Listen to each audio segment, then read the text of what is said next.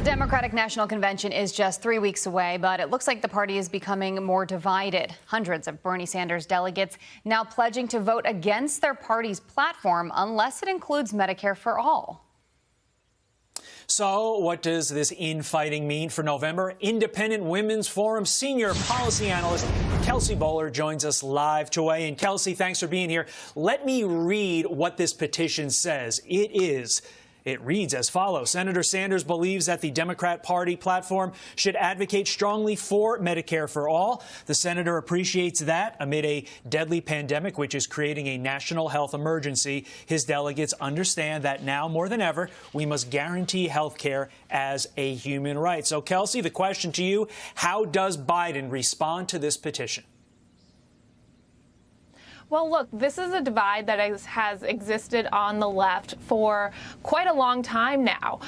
Since Bernie Sanders has been around for decades, AOC really made it a lot more prominent. And we're seeing the Bernie Sanders AOC wing of the Democrat Party try to pull Biden's policy positions to the left. This healthcare is really just the latest example of this. I would expect this type of infighting to continue. The media certainly will do its part to try to cover it up and act like it's not a big deal. But these are serious policy differences between the two wings on the left. The Biden team, we know, is working to bridge that divide. But if he has any hope of reaching the moderate or independent voters with his policy platform, he is not going to be able to go down the path of universal socialized health care like the Bernie Sanders wing is advocating for. Well, let's go ahead and listen to Joe Biden on the type of president he says he would be. If I'm elected and this passes, I'm going to be good to go down as one of the most progressive presidents in American history. But none of the things I'm talking about are inconsistent with a free market.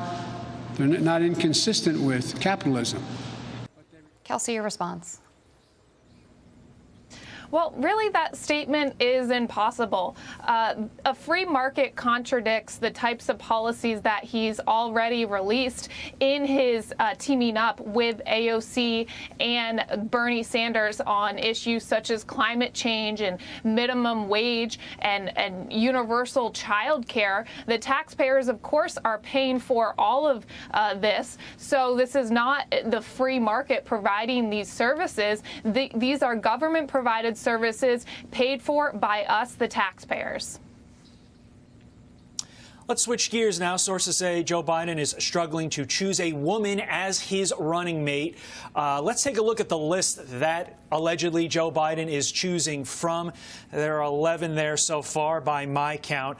What do you make of how Biden has handled his VP selection search thus far?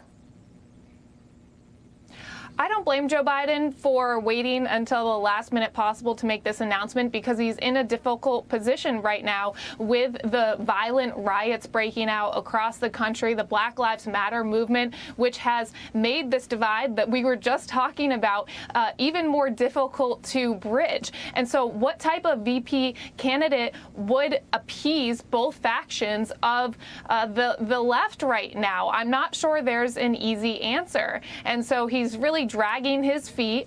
Ultimately, of course, he'll have to make this announcement. We know it's coming very soon, but I think there are very few individuals, besides perhaps someone like a Michelle Obama figure who we know is not in the running for this position, who would make both sides of the left happy right now. All right. Well, we're certainly going to be following it, as we know you will. Kelsey Bolar, thank you very much for joining us. We appreciate it. Thank you. Of course.